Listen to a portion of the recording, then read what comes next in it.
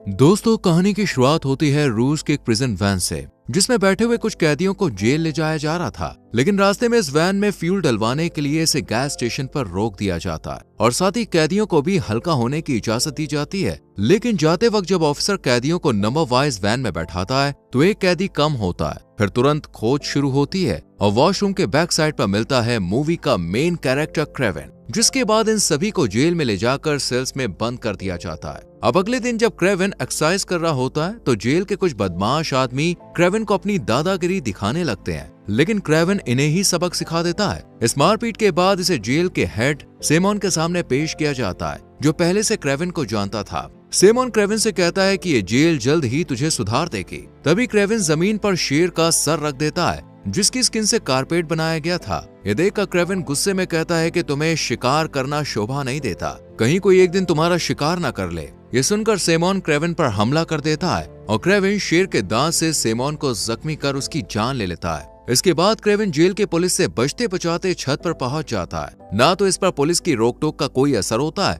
और ना ही गोलियों का। बड़ी फुर्ती से क्रेवेन जेल की ऊंची दीवार को लांघ कर दूसरी तरफ आ जाता है, जहां इसका दोस्त हेलीकॉप्टर में से बैठाकर यहां से दूर ले जाता है। यहाँ बड़ा खुलासा होता है कि क्रेवेन असली कैदी नहीं था, बल्कि ये खोए हुए कैदी की जगह आया था और साइमन को मारकर यहाँ से भाग गया। यहाँ से कहानी पास्ट में शिफ्ट होती है, जहाँ हम 12 साल पहले क्रेवेन और उसके छोटे भाई दिमित्री को स्कूल में देखते हैं। इनके फादर निकोलाई इन्हें लेने आते हैं और इन्हें लंदन से न्यूयॉर्क ले जाने लगते हैं। रास्ते में निकोलाई इन्हें बताता है कि तुम्हारी मदर की डेथ हो गई है। काफी समय से वो मेंटली अनस्टेबल थी और उन्होंने खुद को ही खत्म कर लिया है, जिसका कसूरवार क्रेवेन निकोलाई को ही मानता है, क्योंकि अगर निकोलाई ने अपने बिजनेस से ज्यादा फैमिली पर ध्यान दिया होता तो आज इनकी मदर इनके साथ होती।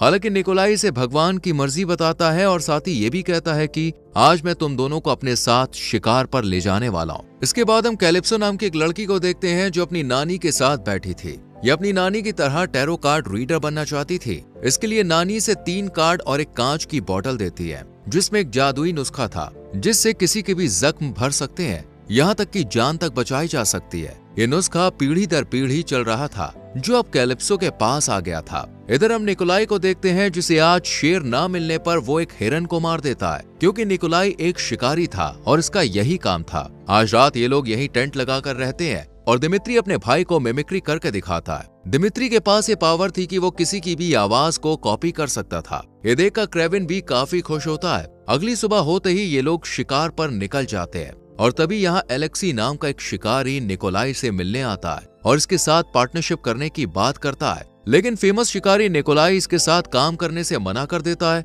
और इंसल्ट करके यहाँ से इसे भगा देता है। इस बातचीत के दौरान दिमित्री और क्रेवेन जंगल में काफी दूर चले जाते हैं और अचानक इनके सामने एक शेर आ जाता है। क्रेवेन अपने भाई को बचाने जैसे ही आगे आकर शेर पर गन पॉइंट करता है, ये शेर क्रेवेन पर झपट्टा मार देता है। अपने बच्चों की आवाज सुन निकोलाई जल्दी से यहाँ आकर शेर को 3-4 बार शूट करता है, पर शेर क्रेवेन को अपने साथ दूर ले जाता है। इसी एरिया में कैलिप्सो भी अपने पेरेंट्स के साथ शिकार करने आई हुई थी। जब ये क्रेवेन को जख्मी हालत में देखती है तो तुरंत उसके पास पहुंच जाती है और वही नुस्खा इसके जख्मों पर लगा देती है। यहाँ पर हमें पता चलता है कि इस नुस्खे के साथ साथ शेर के खून की एक बूंद भी क्रेवेन की बॉडी में चली गई है, जिससे क्रेवेन को शेर जैसी ताकत मिल जाती है। डॉक्टर्स भी क्रेवेन की कंडीशन देख हार मान जाते हैं, लेकिन अचानक से क्रेवेन उठ जाता है। नुस्खे और शेर के खून की वजह से ये बहुत जल्दी रिकवर हो जाता है और फिर निकोलाई इसे घर ले जाता है और दीवार पर हमें उसी शेर का सिर लगा हुआ दिखता है, जिसने क्रेवेन को नुकसान पहुंचाया था। निकोलाई क्रेवेन को भी पढ़ाई छोड़ शिकारी बनने के लिए कहते हैं, लेकिन क्रेवेन बेजुबान जानवरों को मारकर बिजनेस नहीं करना चाहता था, इसलिए वो घर छोड़ने का फैसला करता है। और जब रात में चुपके से भाग रहा होता है तो दिमित्री इसके सामने आ जाता है। दिमित्री कहता है कि माँ भी छोड़कर चली गई, फादर मेरी कोई इज्जत नहीं करते और अब तुम भी मुझे छोड़कर जा रहे हो। दिमित्री की बातें सुन क्रेवेन कहता है कि मैं जानवरों का शिकार नहीं कर सकता, अगर मैं यहाँ रहा तो फादर मुझे शिकारी बना देंगे। ये कहकर क्रेवेन यहाँ से रूस जाने के लिए निकल पड़ता है, लेकिन रास्ते में इसे कुछ बाइसन्स अपनी तरफ दौड़ते हुए दिखाई देते हैं, जिन्हें देखकर क्रेवेन काफी डर जाता है। लेकिन एक बाइसन क्रेवेन को बचाने के लिए इसके सामने प्रोटेक्शन वॉल बनकर खड़ा हो जाता है, क्योंकि इसे क्रेवेन की आंखों में एक राजा दिखाई दे रहा था। इसी तरह क्रेवेन बाइसन से बचकर यहाँ से सीधा उस घर में जाता है, जहाँ ये अपनी मॉम और भाई के साथ बचपन में अच्छा टाइम स्पेंड करने आता था। रात को जब क्रेविन को भूख लगती है तो ये शिकार करने के लिए निकल जाता है और यहाँ पर हमें क्रेविन की असली ताकत देखने को मिलती है। क्रेविन नॉर्मल इंसान से काफी ज्यादा फुर्तीला, ताकतवर हो गया था। एक बार क्रेविन को दूर गोली चलने की आवाज सुनाई देती है। जब ये पेड़ पर चढ़कर देखता है तो पता चलता है कि दो हंटर्स बाइसन्स का शिकार कर रहे हैं। ये देखकर क्रेविन तुरंत उन शिकारियों के पास जाता है और कहता है कि तुमने जितने बाइसन्स का शिकार किया है उसके लिए मैं तुम्हें छोड़ दूंगा, लेकिन अब यहाँ से तुरंत चले जाओ। ये सुनकर शिकारी हंसने लगते हैं और मारने के लिए गन तान देते हैं, लेकिन क्रेविन इन दोनों को बेरहमी से मार देता है। और फिर कहानी घूमती है प्रेजेंट में, जहाँ जेल से भागकर क्रेविन अब फिर से जंगल वाले घर में आ गया था। यहाँ से कुछ शिकारियों की आवाज आती है और फिर से निकल पड़ता है जानवरों को बचाने के लिए। शिकारी बाइसन्स के सींगों को काट कर ले जा रहे थे। क्रेविन जब इन्हें रोकता है तो एक गाड़ी स्टार्ट कर आगे बढ़ जाते हैं, लेकिन क्रेविन भी किसी तरह गाड़ी पर चढ़ जाता है और एक एक करके सबको मौत के घाट उतार देता है। लेकिन इनमें से एक खास आदमी बचकर अपने ऑफिस में आ जाता है और देखता है कि क्रेविन यहाँ पहले से ही मौजूद है। क्रेविन जब हंटर्स ग्रुप की बुक चेक करता है तो इसे इस बंदे का नाम नहीं दिखता। इस पर क्रेविन इसे चिढ़ाते हुए कहता है कि तेरी तो कोई इज्जत ही नहीं है, लेकिन तभी क्रेविन को बुक में इसका नाम दिख जाता है और ये इसे भी मार देता है। इसी हंटर बुक को क्रेविन अपना मोटिव बना लेता है, जिसमें मौजूद सभी हंटर्स को मारकर इसे जंगल और जानवरों को बचाना था। इधर हम कैलिप्सो को अपनी माँ के फ्यूनरल में देखते हैं, जो बहुत ज्यादा दुखी थी। कैलिप्सो जब यहाँ से जा रही होती है तो क्रेविन इसके पास आकर इसे टैरो कार्ड और वही कांच की बोतल दिखाता है और बताता है कि मैं वही हूँ जिसकी तुमने जान बचाई थी। यहाँ कैलिप्सो के पास भी हंटर्स की लिस्ट आ चुकी थी, इसलिए कैलिप्सो हंटर किलिंग मशीन में क्रेविन के साथ हाथ मिला लेती है और दोनों हंटर्स को मारने के लिए प्लानिंग बनाने लगते हैं। इधर हम मेन विलन एलेक्सी को देखते हैं, जिसे इसका एक आदमी बताता है कि क्रेविन नाम का एक आदमी शिकारियों को मार रहा है, जल्द ही हमें कुछ करना होगा। ये सुनकर एलेक्सी ज्यादा परेशान नहीं होता और यहाँ से अपनी दुश्मन गैंग से मिलने जाता है और गैंग के आदमियों से कहता है कि तुम्हारा लीडर तो क्रेविन के हाथों मारा गया, इसलिए मैं तुम्हारे बिजनेस को टेक ओवर करना चाहता हूँ। इस बात के लिए कुछ लोग राजी हो जाते हैं, लेकिन जो लोग मना करते हैं उन्हें मारने के लिए एलेक्सी अपने असली रूप में आ जाता है। दरअसल एलेक्सी की बॉडी में कुछ ऐसी बायो मैकेनिकल ट्यूब्स लगी थी जिससे ये अपने इंसानी रूप में रहता था, लेकिन इन ट्यूब्स को निकालते ही ये गेंडे का रूप ले लेता है।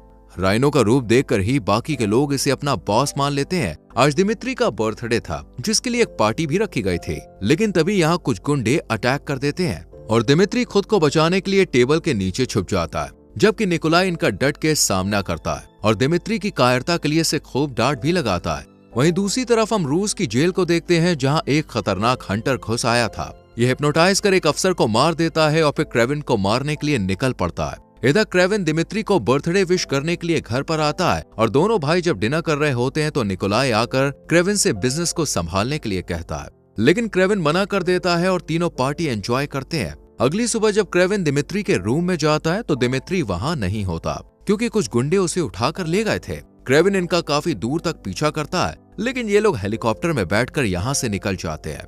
क्रेविन मदद लेने के लिए कैलिप्सो के पास जाता है, जहाँ वो इसकी हेल्प करने के लिए राजी हो जाती है। उन गुंडों में एक टर्किश आदमी भी था, जिसकी खोज में क्रेविन लग जाता है और अपने फादर के पास जाकर उनसे $20 मिलियन मांगता है, क्योंकि यही दिमित्री को बचाने की कीमत थी। लेकिन निकोलाई झुकना नहीं चाहता था, इसलिए ये पैसे देने से मना कर देता है। हालांकि गुंडों ने दिमित्री की उंगली काट कर भी भेजी थी, लेकिन फिर भी निकोलाई उनके सामने नहीं झुकता और गुस्सा होकर क्रेविन अपने भाई को ढूंढने निकल जाता है, जिसमें कैलिप्सो भी इसकी मदद करती है और ये दोनों एक ऐसे शख्स के पास जाते हैं जो उन्हें टर्किश आदमी की लोकेशन बताता है। तुरंत क्रेविन उस लोकेशन पर पहुंचकर गुंडों को एक एक करके खत्म करता है और फिर टर्किश बंदे के पास पहुंचकर दिमित्री के बारे में पूछता है, जिस पर यह आदमी बताता है कि वो एलेक्सी के पास है। इधर हम एलेक्सी को देखते हैं, जो दिमित्री से कहता है कि तुम मेरे साथ जुड़ जाओ, वैसे भी तुम्हारा भाई फादर को मारने वाला है, इसके बदले मैं तुम्हें खास ताकत भी दे सकता हूँ। ये सुनकर दिमित्री थोड़ा सोच में पड़ जाता है। वहीं क्रेविन अब अपने असली दुश्मन एलेक्सी का पता लगाने के बाद कैलिप्सो के साथ अपने घर जाता है और एलेक्सी को मारने की तैयारी करने लगता है।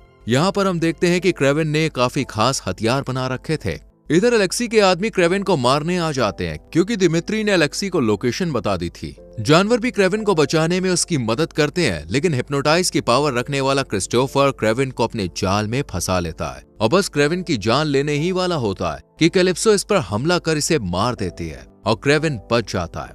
अब तक एलेक्सी यही सोचकर खुश हो रहा होता है कि उसके आदमियों ने क्रेविन को मार दिया होगा, लेकिन रास्ते में बाइसन्स का ग्रुप इनकी तरफ बढ़ने लगता है और इनसे निपटने के लिए एलेक्सी गेंडे का रूप ले लेता है। यहीं क्रेविन भी आ जाता है और दोनों में जबरदस्त फाइट होती है। इसी बीच क्रेविन एलेक्सी के शरीर पर रॉड से हमला कर देता है और फिर बाइसेंस को इसके ऊपर चढ़ाकर इसे मौत की नींद सुला देता है। तभी दिमित्री भी यहाँ पे आ जाता है। आखिर में क्रेविन सबसे बड़े शिकारी को मारने जाता है जो कि निकोलाई था, लेकिन निकोलाई कहता है कि मैं एक शिकारी हूँ और आखिर तक यही करूंगा। क्रेविन अपने फादर को अपने हाथों से नहीं मारना चाहता था, इसलिए ये एक भालू की मदद से निकोलाई को मरवा देता है। इसके बाद सब ठीक हो जाता है और फिर दिमित्री का नेक्स्ट बर्थडे आता है जिस पर क्रेविन इससे मिलने जाता है, जहां दिमित्री कहता है कि अब मैं फादर के बिजनेस को आगे ले जाऊंगा। ये सुनकर क्रेविन काफी शॉक्ड होता है और दिमित्री क्रेविन के रूप में आकर उसे इस सबसे दूर रहने के लिए धमकाता है। दिमित्री के पास आवाज बदलने की तो पावर थी ही, एलेक्सी ने उसे रूप बदलने की भी ताकत दे दी थी और अब दिमित्री शिकार के खेल को शुरू करने का फैसला करता है। और लास्ट में क्रेविन को अपने फादर की दी हुई जैकेट और लेटर मिलता है जिसमें लिखा हुआ था कि तुम जानते हो तुम्हें किसका शिकार करना है। अगला दुश्मन था दिमित्री और इसी के साथ मूवी खत्म हो जाती है। तो कैसी लगी दोस्तों आपको ये मूवी? कमेंट में जरूर बताएं। वीडियो को लाइक और शेयर करके चैनल को सब्सक्राइब करें, बेल आइकॉन प्रेस करें जिससे आने वाली वीडियोस मिस ना हो। मिलते हैं अगली वीडियो में। Bye bye.